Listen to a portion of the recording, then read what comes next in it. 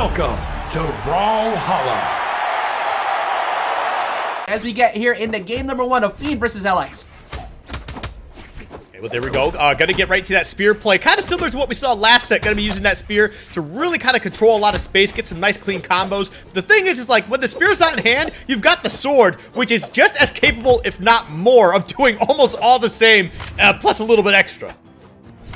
Yeah, finding control out of sword play is going to be more in the matter of how well you can dominate the airspace, both above the stage as well as that off stage, finding those reversals potentially, because Greatsword, while it's going to offer so much power and a decent amount of control in its own right, it's not going to be doing that off stage as effectively. That's where that sword mirror is going to be very prominent between both of these players, but right out the gate, Fiend looking really good with being able to rack up damage with no problem, and seems to be on board to be able to secure that first KO just like that.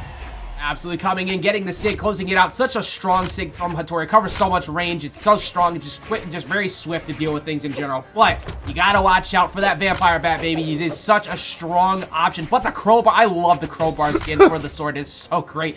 Trying to find himself a D-Light recovery or just a straight up recovery to find the KO off the top. You gotta watch out for D-Light Seraph also as well. This is still very much a position where LX can just even this right back up. Yeah, so I think what part of the problem for that first set, that first stock, I mean, we are going to see LX take it, but the problem is that Fiend was basically denying LX from having any other weapon except the greatsword, and when you have not just the spear, which is pretty fast, but also the sword to kind of just really find a way to rush down and get these interruptions on anything LX is really trying to get going, that was a bit of a problem. Also kept them a bit weapon starved, but as soon as we saw that crowbar come out, they were able to even things up here just a little bit, but look at this combo, man. Oh Fiend! my god.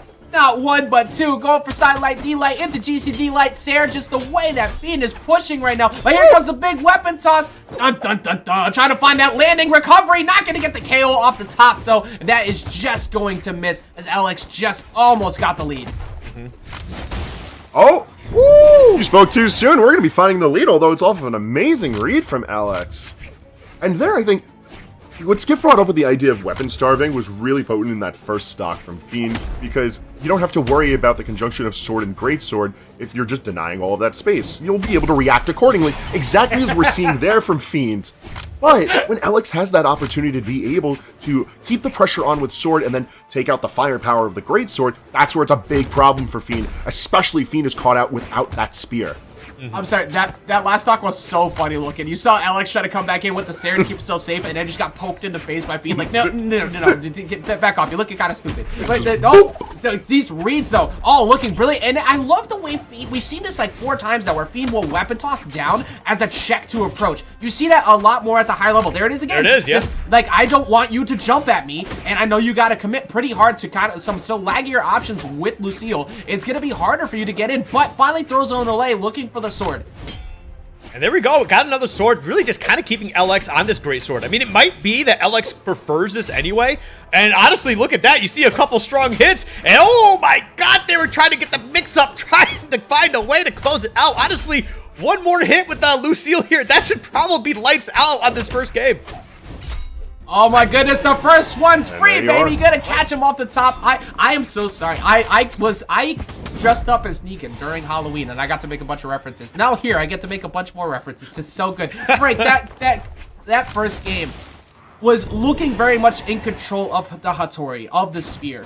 As the game went on, though, woke up was LX. That greatsword play just worked so well. As you can see, put an extra point into that damage too. Wants to make sure that he's finding it, as we see a little bit extra in the lifespan of Hattori too, realizing the problem here. Hey, I do want to say real quick though, Negan did nothing wrong. I just want to say that, you know.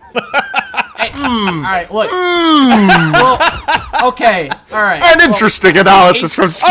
Okay, so hang on. Let me put that out. Let me point that out. That was only for the first episode that he popped in. Okay, after that, I don't know. I don't know anything that happens with Negan. He's done a lot of questionable things. Oh, okay, never mind. Maybe he's done a lot wrong. I don't know. He did. Listen, all I'm saying is he did tell them, hey, play by the rules or things happen. All right, that's all I'm saying. That's all I was trying to say. All right, well, right now it's on LX to tell Fiend to play by the rules. See if we can try to take this game back, as we're going right back to Small Mammoth. I'm not too surprised. The way that, that game was so even, Fiend actually had a pretty good lead for a good while. They're catching D-Light Seer, just keeping that damage up. But it's like, you know that LX is gonna go for strong commitments off sidelights, so you just can whiff punish a lot easier here. Whereas with the platforms, you're kind of setting yourself up in a pretty uncomfortable spot. Multiple stairs though, trying to get him on the way back up. Weapon toss just to finish the deal. Have that, thank you. Great stock from Fiend. The weapon throw from out deep just looked comical, but was so well placed from Fiend.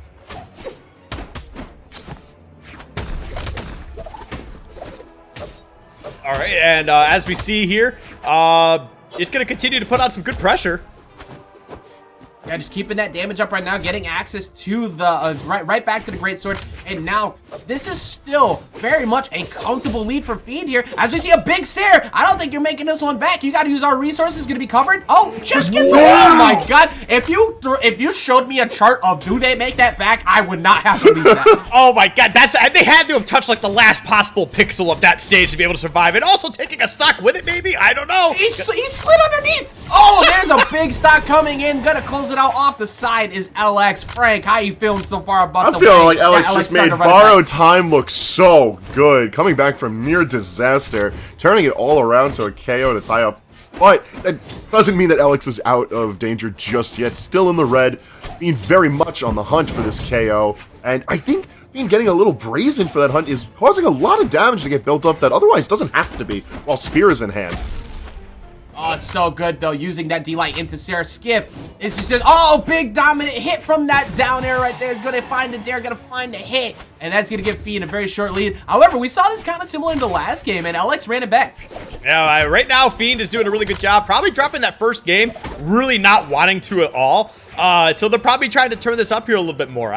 You can notice that they're getting in here with these combos a little bit better. Kind of converting on some stuff too, like we saw in that first stock, right? Putting them way out there and throwing that weapon toss, just kind of knowing, hey, I know you're going to be at this spot right here, and this is why you're not going to make it back.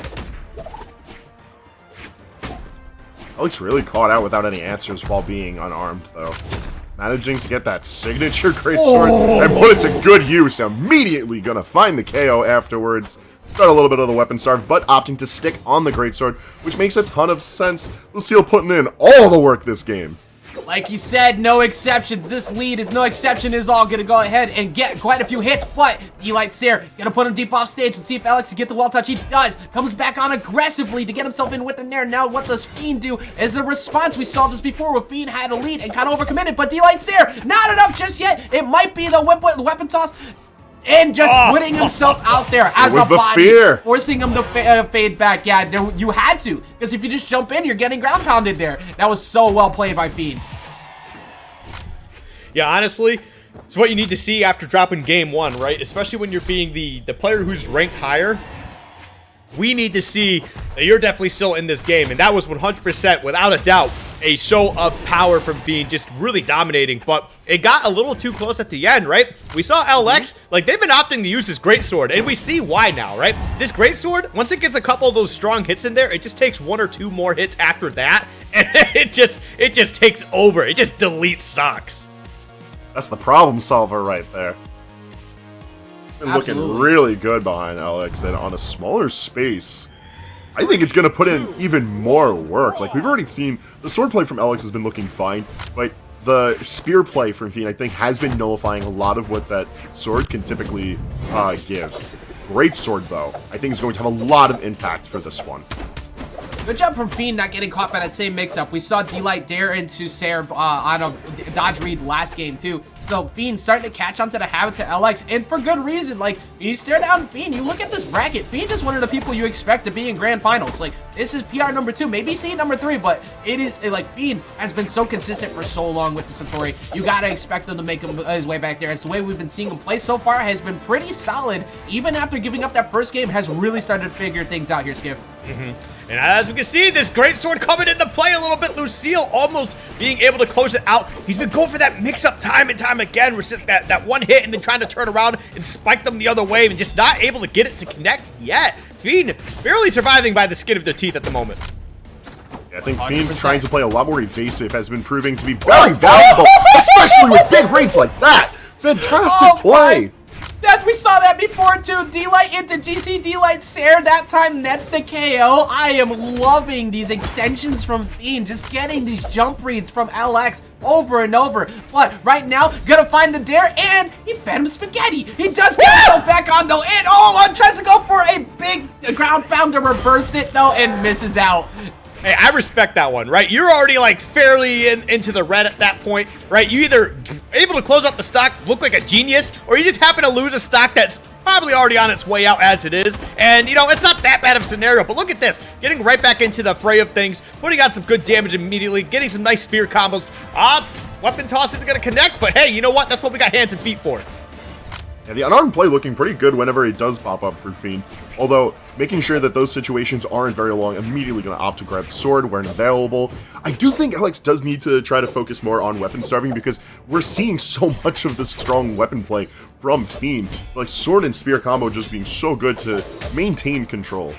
I think the only part of it is because Alex doesn't want to get off Greatsword. Like, Alex's sword play has been solid, but Fiend's spear play has just been beating him out every time. But speaking of that spear beating him out, catching him off of the D-Light Sair into a jump read Sair one more time, one more again, run it right back. Fiend has just been controlling this so well, Skip, as he finds a couple of nairs and just puts Alex in a very uncomfortable spot once again. And there we go, gonna be tossing that sword, that crowbar, just trying to chase Fiend down to the other side of the stage, trying to get a little bit of damage on there, but then we got that great sword. That one won't be enough, and you gotta be careful chasing them all the way out like that, because if you get caught underneath the stage, right, and Fiend decides they want to be super aggressive, we're in that same scenario we saw in the last stock, where they feel like, hey, you know what, I can be a little greedy out here, because if I lose this stock, then I'm probably gonna lose anyway. I mean, that just is what it is, but if I get the stock out of here, I am brilliant, and look at this brilliant edge guard.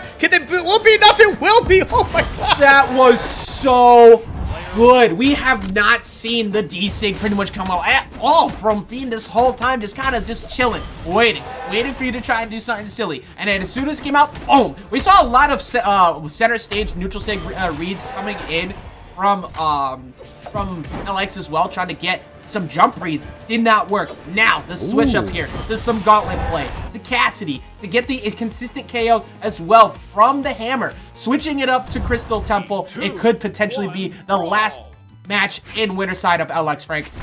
Now, do you think the Blesser's going to have any big impact here against Fiend? Because I'm not too certain they're going to be able to slow down the sword play, nor match the level of control that the spear has been able to provide Fiend throughout this entire set.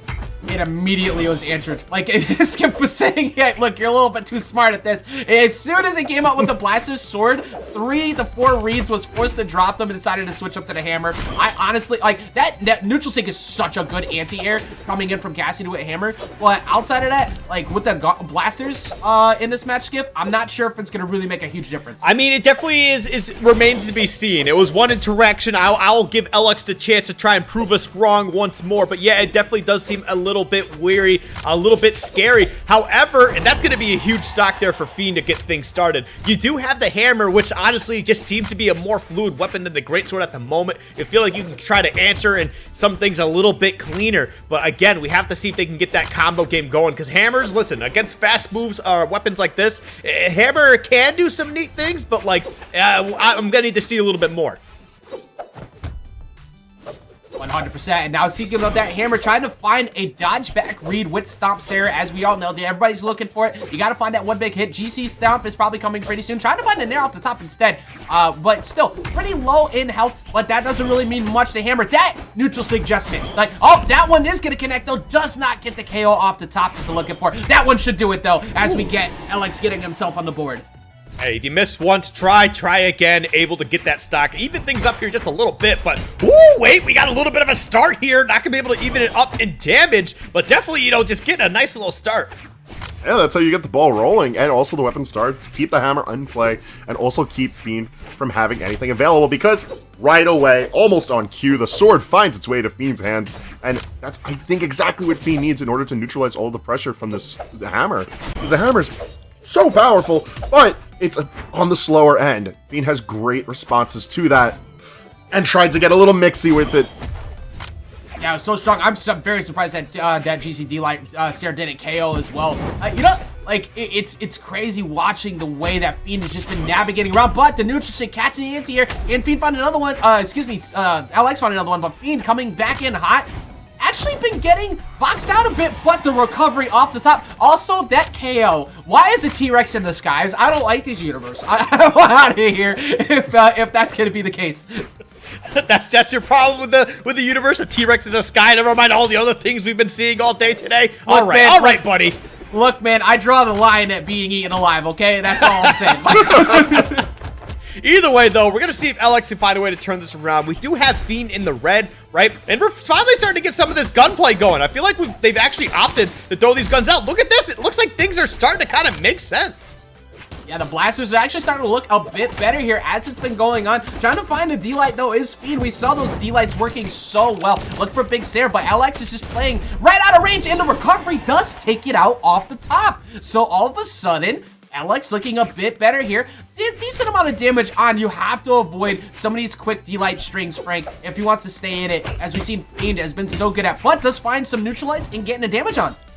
I'll be honest, Alex's approach to this weapon combination is not what I was expecting, because it seems like Alex really heavily relying on the hammer to build up the damage, but it's not going to be enough to secure the KO faster, as Fiend is going to be able to take that one out. 586 to 421, the control of the pace of the game that we saw out of this Hattori, out of Fiend, it's just been so good. Fiend's just been so consistent at not just getting the spear strings, but the sword strings as well.